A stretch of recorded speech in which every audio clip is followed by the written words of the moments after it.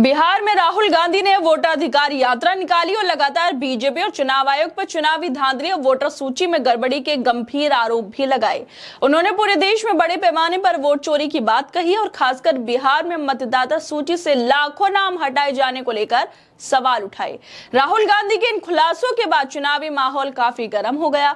इसी बीच अब देश की वित्त मंत्री बीजेपी नेता निर्मला सीतारमण के पति प्राकला प्रभाकर का एक वीडियो वायरल हुआ है, जिसमें वो बेहद गंभीर खुलासे कर रहे हैं।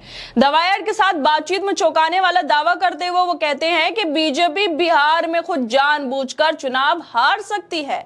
उनका कहना है कि यह हार बीजेपी की रणनीति का हिस्सा है, ताकि विपक्ष और जनता के बीच फैल रही वोट चोरी की बहस को शांत किया जा सके और ये दिखाया जा सके कि चुनाव पूरी तरह निष्पक्ष हैं। प्राकला प्रभाकर का कहना है कि बिहार को जानबूझकर कुर्बान किया जाएगा, ताकि ये कहा जा सके कि अगर हम वोट चोरी करते तो बिहार कैसे हारते। अब सवाल ये उठता है, क्या राहुल गांधी के खुलासों का असर इतना गहरा हो गया कि बीजेपी को अपनी छवि बचाने के लिए एक पूरे राज्य की सत्ता छोड़ने की नौबत आ गई? क्या ये एक नई किस्म की रणनीति है जिसमें हार को ही जीत का हथियार बनाया जा रहा है? दरअसल बिहार में जैसे जैसे चुनाव नजदीक आ रहे हैं, वोटर लिस्ट और फर्जी वोटिंग को लेकर सवाल और आरोप भी तेज हो रहे हैं।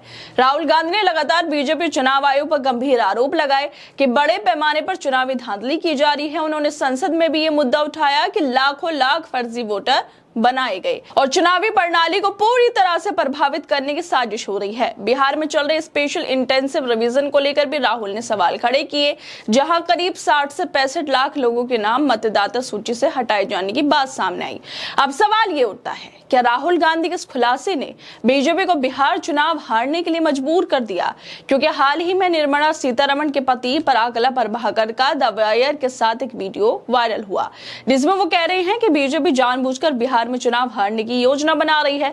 उनका मानना है कि ये रणनीति देश भर में राजनीतिक सफाई और सत्ता की मजबूती के लिए जरूरी है। ये स्थिति ऐसी लगती है कि सब पूरी तरह से अंदर से बाहर तक समझना होगा। वो कहते हैं कि अगर रूलिंग एनडीए में कोई क्लेवर स्ट्रेटेजीज है तो वो विपक्ष को बिहार का चुनाव जीतने देंगे। फिर केंद्र की पार्टी कहेगी कि आपने इतनी बातें की लेकिन आप ही चुनाव जीत गए, हम तो बिल्कुल निष्पक्ष हैं, चुनाव ठीक से हुए। बिहार के लिए यही नहीं बल्कि पूरे देश के लिए है। बिहार हारना इस रणनीति में एक छोटा सा दाम है।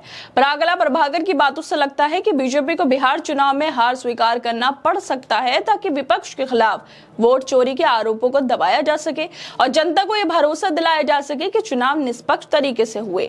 यह रणनीति राजनीतिक चतुराई का एक बड़ा हिस्सा हो सकती है, जहां बिहार चुनाव हारना असल में एक छोटा दाम है।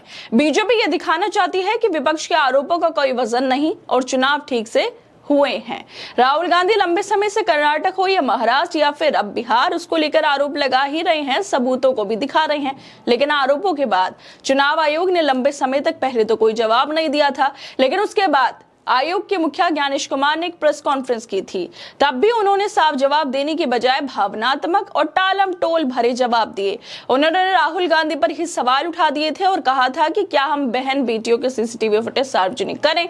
राहुल गांधी ने सॉफ्टवेयर, कॉल सेंटर और ऑटोमेटेड सिस्टम के जरिए वोट चोरी की एक पूरी योजना का खुलासा भी किया और वोट डिलीट किए गए लोगों के सबूत भी पेश किए थे। और निर्मला सीतारमण के पति प्राकला प्रभाकर की वीडियो सामने आ गई है, जिसमें वो खुलासे कर रहे हैं कि बीजेपी चुनाव हार सकती है, ताकि विपक्ष के सारे आरोपों पर बोल सके कि वो गलत थे और सही तो सिर्फ हम ही हैं।